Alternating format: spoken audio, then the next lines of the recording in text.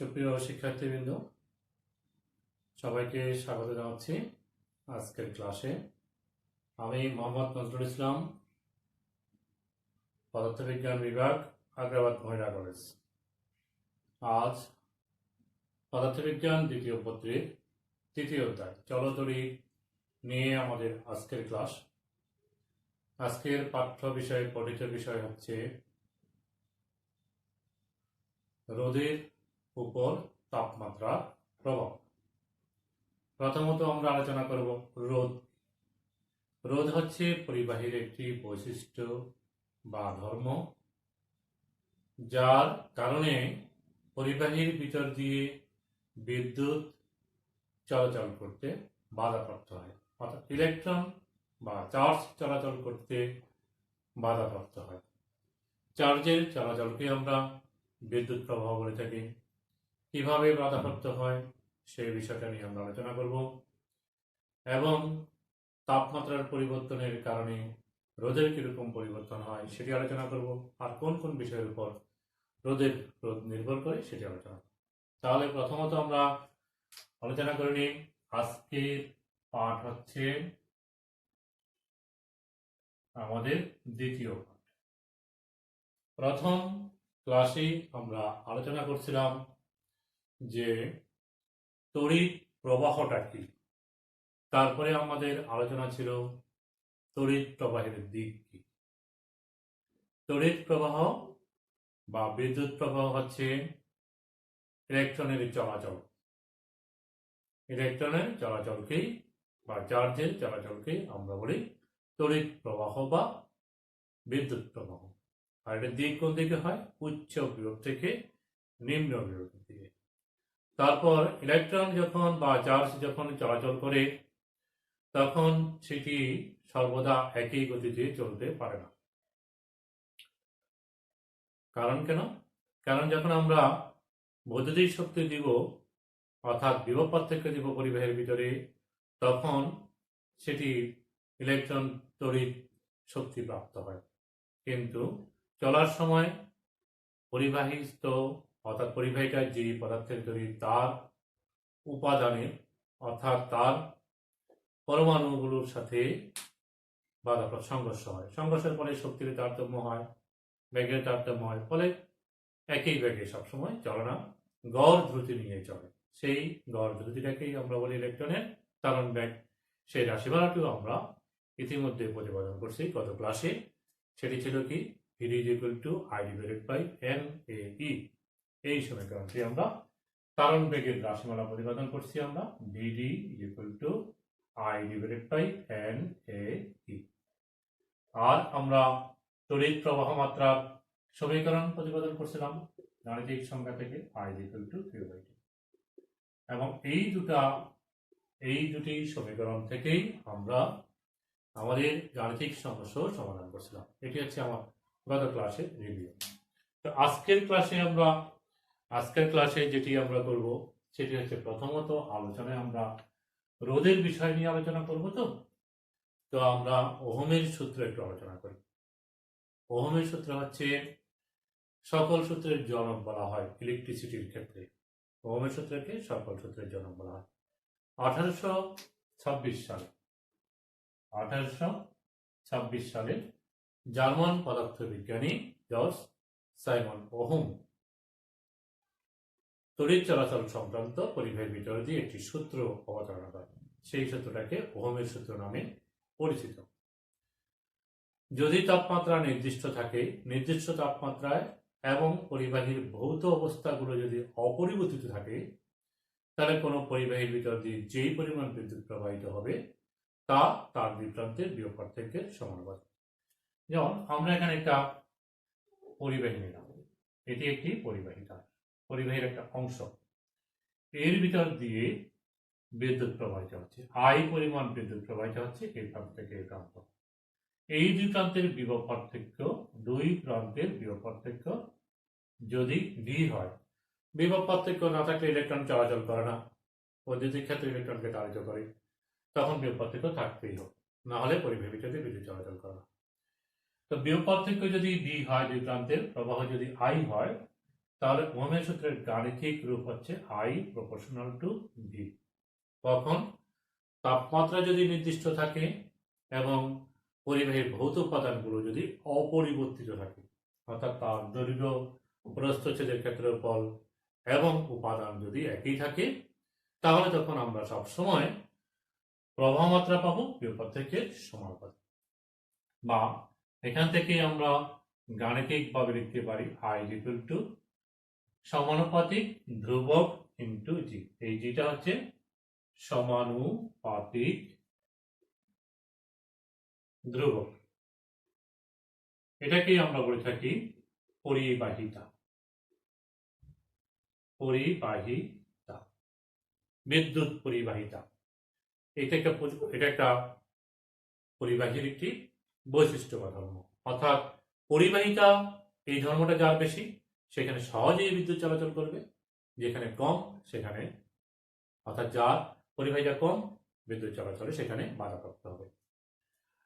এখন এই সম্পর্কটাকে আরেকটু এক্সপ্লেন করি, সরলীকরণ করি, সিম্পলিফাই করি। V ইকুয়াল টু লিখতে পারি আমরা 1/G ইন্টু I, এখান থেকে লেখা যায়।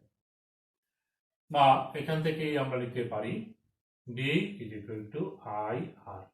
অর্থাৎ আমরা এখানে এই যে সমীকরণটি প্রতিষ্ঠা করলাম, এখানে R সমান লিখলাম 1/G। আর সমান কি লিখলাম 1/G। এই 1/G বা R কেই আমরা বলে থাকি পরিবাহীর রোধ। এটা কি পরিবাহীর রোধ বলে থাকি, আর রেসিস্টেন্স। এই হচ্ছে পরিবাহীর রোধ। তাহলে পরিবাহীর রোধ হচ্ছে কি পরিবাহিতার বিপরীত রাশি। বা আমরা বলতে পারি এই সম্পর্ক থেকে বলতে পারি R সমান হচ্ছে V divided by R, V divided by I। তো ওহমের সূত্র গাণিতিক রূপ, এখান থেকেও আমরা রোধের সংজ্ঞাটা দিতে পারি। পরিবাহীর দুই প্রান্তের বিভব পার্থক্য এবং প্রবাহ মাত্রার অনুপাতকে পরিবাহীর রোধ বলে। যদি আমরা রোধ পরিমাপ করতে চাই তাহলে পরিবাহীর দুই প্রান্তের বিভব পার্থক্য মাপবো এবং প্রবাহ মাত্রা মাপবো, দুইটার অনুপাত থেকে আমরা রোধ পরিমাপ করতে পারব। আর রোধ হচ্ছে পরিবাহীর একটি ধর্ম বা বৈশিষ্ট্য, যেটির কারণে বিদ্যুৎ চলাচলে বাধাপ্রাপ্ত হয়। এই রোধের পরিমাপের রাশিটা পেলাম। এটা রোধের পরিমাপের একক থাকে আমরা জানি, একক হচ্ছে ওহম। ওহম রেখে আমরা, এবং এটাকে আমরা এই ওমেগা চিহ্ন দিয়েই ব্যবহার করি। এটা কি চিহ্ন? এটা হচ্ছে ওমেগা। এই চিহ্নটাকে আমরা কি বলি? ওমেগা বলি। এই ওমেগা দিয়ে আমরা ওহমের প্রতীকটা লিখে থাকি, ওহমটা ব্যবহার করে। এখন আসো আমরা রোধ সম্পর্কে জানলাম। এখন রোধ কোন কোন বিষয়ের উপর নির্ভর করে? রোধ নির্ভর করে তাপমাত্রার উপর। তাপমাত্রা পরিবর্তনে রোধের পরিবর্তন হয়। রোধ নির্ভর করে পরিবাহীর এই দৈর্ঘ্যের উপর। পরিবাহীর দৈর্ঘ্য যদি L হয়ে থাকে, এই পরিবাহীটা আমরা যেটা দেখাচ্ছি তার দৈর্ঘ্য মনে করলাম L, তাহলে রোধ হবে পরিবাহীর দৈর্ঘ্যের সমানুপাতিক। এটির প্রস্থচ্ছেদের ক্ষেত্রফল, এটি হচ্ছে ক্রস সেকশন এরিয়া, প্রস্থচ্ছেদের ক্ষেত্রফল এটা যদি A হয়ে থাকে তাহলে R প্রপোর্শনাল টু 1/A। যদি মোটা তার হয় তাহলে রোধ কম হবে, চিকন তার যদি হয় রোধ বেশি হবে, ব্যস্ত অনুপাতিক। আর দৈর্ঘ্যের সাথে সমানুপাতিক। এই দুটো সূত্রকে সমন্বয় করে আমরা লিখতে পারি R equal to R proportional to L/A। এখানে আমরা একটি সমানুপাতিক চিহ্ন ব্যবহার করি, আরেকটা প্রতীক ব্যবহার করি, যেটা হচ্ছে রো। এই রোটাকে বলি সমানুপাতিক ধ্রুবক, তবে সেটি হচ্ছে পরিবাহীর উপাদানের আপেক্ষিক রোধ। এই পরিবাহীর উপাদানের আপেক্ষিক রোধ রো ইকুয়াল টু হচ্ছে RA ডিভাইডেড বাই L। এটিও আমরা আমাদের গাণিতিক সমীকরণ হিসাবে আমরা এটিও ব্যবহার করে থাকি বিভিন্ন কাজে। পরিবাহীর উপাদানের আপেক্ষিক রোধের একক হচ্ছে ওহম মিটার। একক রোধ একক দৈর্ঘ্য এবং একক প্রস্থচ্ছেদের ক্ষেত্রফল বিশিষ্ট কোন পরিবাহীর রোধকেই তার উপাদানের আপেক্ষিক রোধ বলে। একক দৈর্ঘ্য এবং একক প্রস্থচ্ছেদের ক্ষেত্রফল L1 A1 তাহলে আর হবে রো। এখান থেকে আপেক্ষিক রোধ রোর সংজ্ঞা। তাহলে রোটা কি?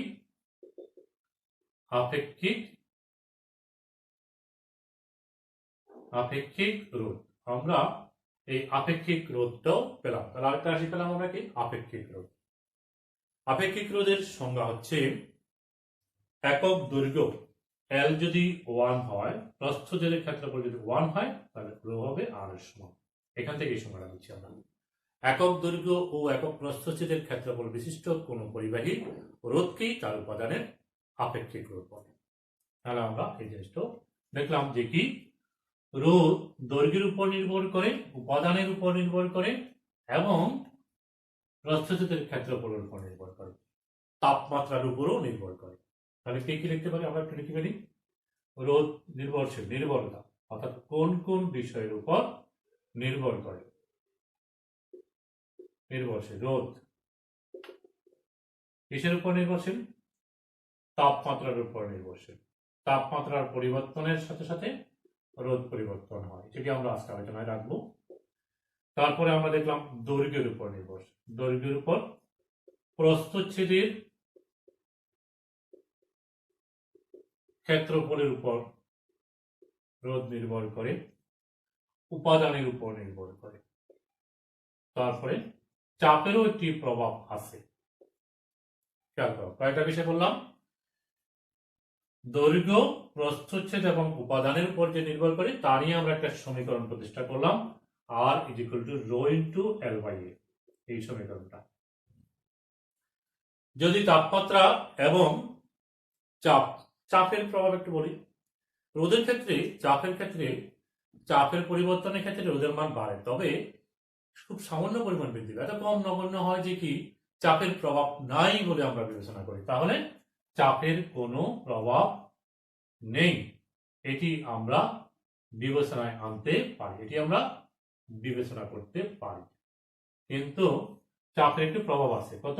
খুব সামান্য পরিমাণ বৃদ্ধি পায়, সামান্য বৃদ্ধি পায়। এত নগণ্য পরিমাণ বৃদ্ধি পায় যে চাপের কোনো প্রভাব আছে বলেই আমরা ধরি না। তাহলে আমরা এই তিনটা বিষয় বললাম, দৈর্ঘ্য, প্রস্থের ক্ষেত্রফল এবং সূত্র তোমাদেরকে দেখাই দিলাম। সূত্রটা আমরা করব। এখন আমরা প্রথম থেকেই বলছিলাম যে একটা বিষয় আলোচনা করব, সেটা হচ্ছে রোধ। তাপমাত্রার উপরে তার প্রভাব আলোচনা করব। রোধের ক্ষেত্রে তাপমাত্রা যখন বাড়ে তখন রোধ বৃদ্ধি পায়। তাপমাত্রা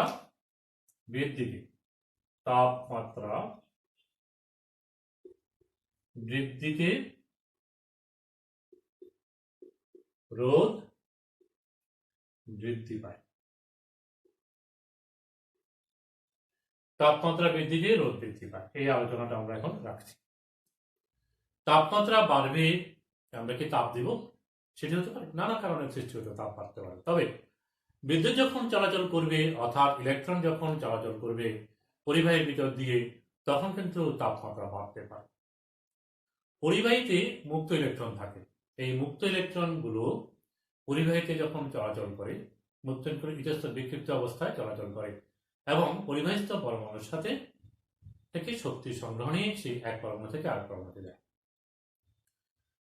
এখন এইরকম একটা পরিবাহীকে আমরা যদি বাইরে থেকে বৈদ্যুতিক শক্তি দিই, অর্থাৎ তড়িৎ কোষের সাথে যুক্ত করি, তখন ওই মুক্ত ইলেকট্রনগুলো শক্তি বেড়ে যায়, অর্থাৎ তাদের ব্যাগ বৃদ্ধি পায়।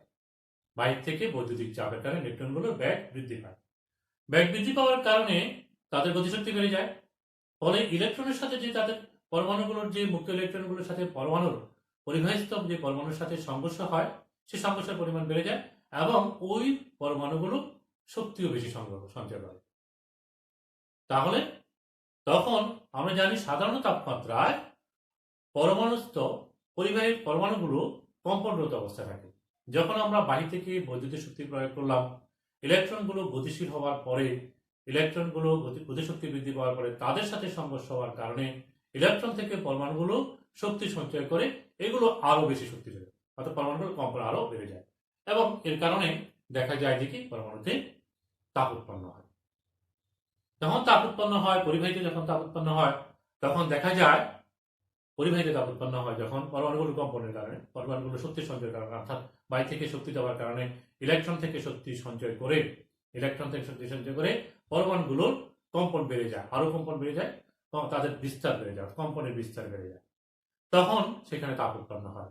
তো তাপ উৎপন্ন হওয়ার পরে কম্পনের বিস্তার বেড়ে যাওয়ার কারণে ইলেকট্রনগুলি যখন সেখান দিয়ে যাবে তখন বাধাপ্রাপ্ত হয়, ফলে তাদের রোধও বেড়ে যায়, অর্থাৎ পরিবাহী রোধ বেড়ে যায়। ইলেকট্রন চলাচলে বাধা প্রাপ্ত হওয়া যদি বেশি পরিমাণ বাধা হয় তাহলে রোধের পরিমাণ বেশি হয়। তাহলে আমরা বলতে পারি তাপমাত্রা বৃদ্ধিতে পরিবাহী রোধ বাড়ে। এটা খেয়াল করো, যদি আমরা এরকম দেখাই যে এখানে আমাদের পরমাণুগুলো আছে, পরিবাহী পরমাণু আমি দেখাচ্ছি। এখন সাধারণত ইলেকট্রনগুলো পরিবাহীতে কি করে, ইলেকট্রনগুলো ইতস্তত বিক্ষিপ্ত অবস্থায় এক পরমাণু থেকে আরেক পরমাণুতে ঘুরে বেড়ায়, এক জায়গা থেকে ঘুরে বেড়ায়, এবং এগুলো সাধারণ অবস্থায় গতিশীল থাকে। যদি কম তাপমাত্রা থাকে তাহলে আমরা দেখবো যে কি এগুলো সোজা হচ্ছে। যখন তাপমাত্রা বেড়ে যায় এই ইলেকট্রন এই পরমাণুগুলোর তখন কম্পনের পরিসর বেড়ে যায়, অর্থাৎ তারা আগে এইটুকু জায়গার ভিতরে যদি ভাইব্রেট করতো, এখন দেখা যায় আরো বেশি জায়গা জুড়ে তারা কম্পন হচ্ছে। তখন যে ইলেকট্রনটা এখান থেকে যাচ্ছে সেটা তার সাথে সংঘর্ষ হবে, সংঘর্ষের ফলে বাধাপ্রাপ্ত হবে, তার শক্তি বিনিময় হয়ে যাবে, শক্তি বেশি সংঘর্ষ হবে, কারণ তখন ইলেকট্রনের যে শক্তিটা আছে বাইরে থেকে আমরা দিচ্ছি সেই শক্তিটা পরমাণুটা গ্রহণ করতেছে এবং তার কম্পন আরো বেড়ে যাচ্ছে, ফলে তার এখানে তাপ উৎপন্ন হচ্ছে। তাহলে পরিবাহীতে তাপ উৎপন্ন হওয়ার কারণ আমরা জানলাম, এবং তাপ উৎপন্ন হওয়ার ফলে কম্পনের পরিসর যখন বেড়ে যায় পরমাণুগুলোর, তখন ইলেকট্রন চলাচলে বাধার পরিমাণ বেড়ে যায়, অর্থাৎ রোধ বৃদ্ধি পায়। তাহলে কি আমাদের ক্লিয়ার হলো রোধ কেন হয়, কেন বৃদ্ধি পায়? তাপমাত্রার কারণে। তাপমাত্রা বৃদ্ধি পেলে তখন কেন হয় সেটা বললাম, তাপমাত্রা বৃদ্ধির কারণে কম্পনের পরিসর বেড়ে যায়। অর্থাৎ আমি যদি একটা পরমাণুকে দেখাই, আগে মনে করলাম এখানে এই পরমাণুটা এটুকু ভাইব্রেট করতো, এর ভিতরে ভাইব্রেট করতো, তখন এখান দিয়ে ইলেকট্রন চলে যেত, তখন বাধা মাঝে মাঝে পেত, মাঝে মাঝে পেত না, কম পেত। কিন্তু যেই এটা কম্পন বেড়ে যাচ্ছে, পরিসরটা আরো বেড়ে গেল, এটুকুর ভিতরে কম্পন হচ্ছে, তখন নিশ্চিতভাবে তখন বাধার পরিমাণ আরো বেড়ে যাচ্ছে। এইভাবে পরিবাহীতে তাপমাত্রা বেড়ে গেলে পরিবাহীর পরমাণুগুলোর কম্পনের পরিসর বিস্তার বেড়ে যাওয়ার কারণে ইলেকট্রনগুলো চলাচলে বাধাপ্রাপ্ত হয়, ফলে সেখানে ইলেকট্রন রোধের পরিমাণ বৃদ্ধি পায়। আর সেটি আমরা গাণিতিকভাবে পরিমাপ করতে পারি। এই রোধের পরিমাণ বৃদ্ধির সমীকরণ R theta equal to R naught into 1 plus alpha theta. খেয়াল করে যান, এখানে এই সমীকরণটাতে আমরা বলছি তাপমাত্রা বৃদ্ধিতে তাপমাত্রার পরিবর্তনের সাথে রোধের যে পরিবর্তন হয়, তাপমাত্রা পরিবর্তনের সাথে সাথে রোধের যে পরিবর্তন হয়, অর্থাৎ 0 ডিগ্রি সেন্টিগ্রেড হচ্ছে প্রাথমিক তাপমাত্রা হচ্ছে 0 ডিগ্রি সেন্টিগ্রেড। খেয়াল করতে হবে 0 ডিগ্রি আমরা কাউন্ট করতেছি। আর চূড়ান্ত তাপমাত্রা 3 ডিগ্রি সেন্টিগ্রেড, এটা হচ্ছে চূড়ান্ত তাপমাত্রা। তো 0 ডিগ্রি সেন্টিগ্রেডে যে রোধ ছিল, রোধের মান 0 ডিগ্রিতে যেটা ছিল রোধের মান, সেটি হচ্ছে R0, আর রোধের মান থিটা ডিগ্রিতে যেটা হলো সেটা হচ্ছে R থিটা। তাহলে আমরা রোধের পরিবর্তন দেখতে পাচ্ছি 0 থেকে থিটাতে, এবং রোধের পরিবর্তন হবে সেটা আমরা ব্যাখ্যা করলাম কিভাবে পরিবর্তন, কেন পরিবর্তন হয়, এবং সেই পরিবর্তনের সমীকরণ কি, R theta equal to R naught into 1 plus alpha theta. তাহলে আর নটটা হচ্ছে 0 ডিগ্রি সেন্টিগ্রেডের রোধ, আর থিটাটা হচ্ছে থিটা ডিগ্রি সেন্টিগ্রেড তাপমাত্রা রোধ। তাহলে আলফাটা কি? এই আলফা হচ্ছে রোধের উষ্ণতা সহগ, এটি ধ্রুবমান। পরিবাহীর উপর নির্ভর করে, পরিবাহীর উপাদানের উপর নির্ভর করে। এই রোধের উষ্ণতা সহগের মান ধনাত্মক হয়, ঋণাত্মক হতে পারে, ধনাত্মক এবং ঋণাত্মক হয়, দুটো হতে পারে। আলফা এর মান ধনাত্মক, আলফা ধনাত্মক হতে পারে, ঋণাত্মক হতে পারে। যদি ধনাত্মক হয় তাহলে তাপমাত্রা বৃদ্ধিতে রোধ বাড়ে, যদি ঋণাত্মক হয় আলফার মান, তাপমাত্রা বৃদ্ধিতে রোধ কমে। যেমন আমি অ্যালুমিনিয়ামের কথা বলি, অ্যালুমিনিয়ামের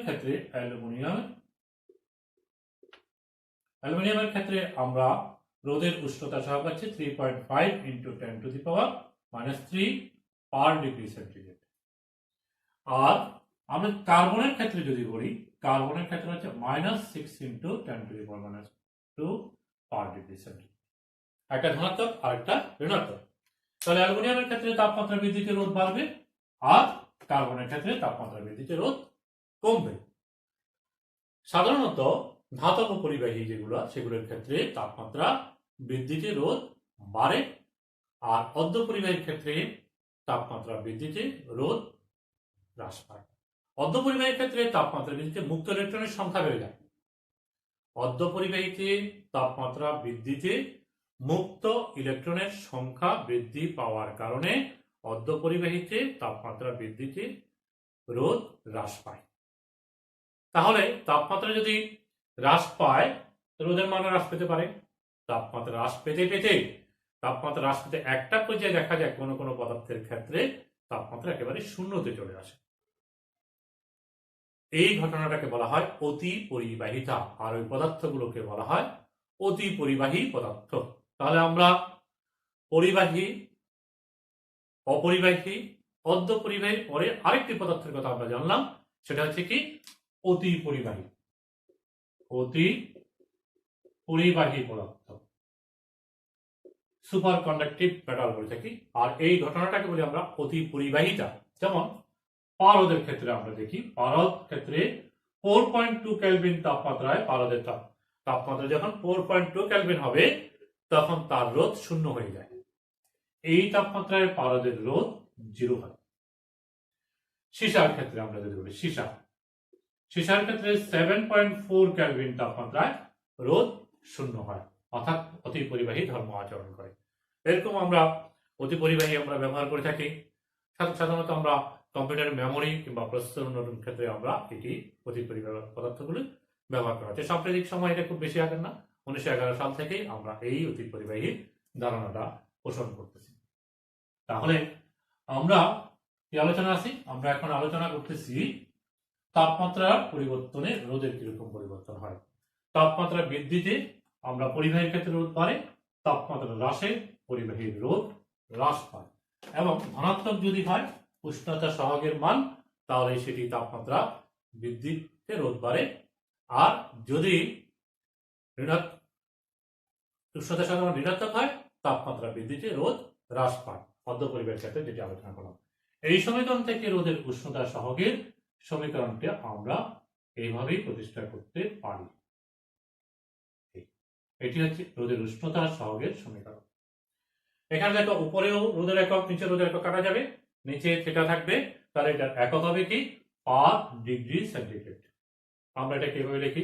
ডিগ্রি সেন্টিগ্রেড ইনভার্স, এভাবেই আমরা লিখে থাকি পার ডিগ্রি সেন্টিগ্রেড। আচ্ছা, এটার একটা সংজ্ঞা আমাদের আসে, রোধের উষ্ণতা সহগের সংজ্ঞা। রোধের উষ্ণতা সহগ, এই রোধের উষ্ণতা সহগের একটি সংজ্ঞা আমাদের মুখস্থ রাখতে হয়, সেটি আমাদের জ্ঞানমূলক প্রশ্ন হয়। আমরা বলবো একক রোধ সম্পন্ন কোন পরিবাহীর তাপমাত্রা 0 ডিগ্রি থেকে 1 ডিগ্রি সেন্টিগ্রেড বৃদ্ধি পেলে রোধের যে পরিবর্তন হয় তাকে বলা হয় রোধের উষ্ণতা সহগ। এটা 1, এটা 1, তাহলে এই ডিফারেন্সটা হচ্ছে আলফা।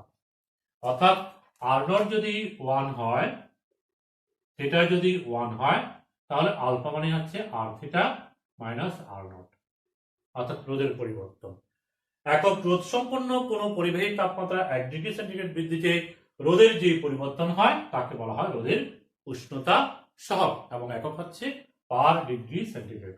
আমরা এটি মনে রাখবো। এবং উষ্ণতা সহগের ধনাত্মক এবং ঋণাত্মকের উপর ভিত্তি করে আমরা বলছিলাম যে তাপমাত্রা বাড়লে রোধ বাড়বে, আলফা যদি ধনাত্মক হয়, আলফা যদি ঋণাত্মক হয়, তাহলে তাপমাত্রা বাড়লে রোধ কমবে। দুটি ঘটনা দিতে পারে, আমরা আলোচনা করে দিলাম। এবার আসলে আমরা একটু দেখাই, গ্রাফিক্যাল কিছু চিত্র দেখাই। প্রথমত একটা পদার্থের জন্য দেখালাম, সেটা হচ্ছে কপারের ক্ষেত্রে। কপারের ক্ষেত্রে আমার রোধের পরিবর্তন তাপমাত্রা পরিবর্তনের সাথে কেমন হবে সেই গ্রাফিক্যাল রিপ্রেজেন্টেশনটা হচ্ছে এরকম করে পরিবর্তন হবে। সাধারণত ধাতব পরিবাহীর ক্ষেত্রে আমার ধাতব পদার্থের ক্ষেত্রে 500 কেলভিন পর্যন্ত সমরৈখিক হয়, এরপর এটা বৃদ্ধি পেয়ে থাকে। তারপরে আমরা আরেকটা পদার্থ দেখাতে পারি, যেমন নাইক্রোম। নাইক্রোমটা কি? নাইক্রোম হচ্ছে লোহা, নিকেল এবং ক্রোমিয়ামের সংকর ধাতু। নাইক্রোম কি? আবার বলছি, লোহা, নিকেল ও ক্রোমিয়াম, ক্রোমিয়ামের সংকরজাত। সেই ক্ষেত্রে আমরা এরকম করে লেখা পাবো, অর্থাৎ এদিকে আমি কি দেখাচ্ছি ক্যালভিনে, এদিকে আমি রোধ দেখাচ্ছি, এরকম পাবো। আর যদি অর্ধপরিবাহী হয়, অর্ধপরিবাহী হয় তখন আমরা এরকম পাবো,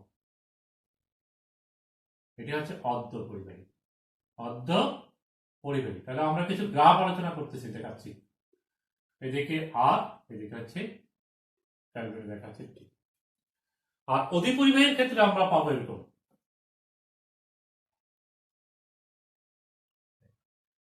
এটা হচ্ছে পাওয়ার ক্ষেত্রে আমরা দেখলাম 4.2 ক্যালভিনে, আমরা দেখবো যে কি এরকম হয়ে যাচ্ছে।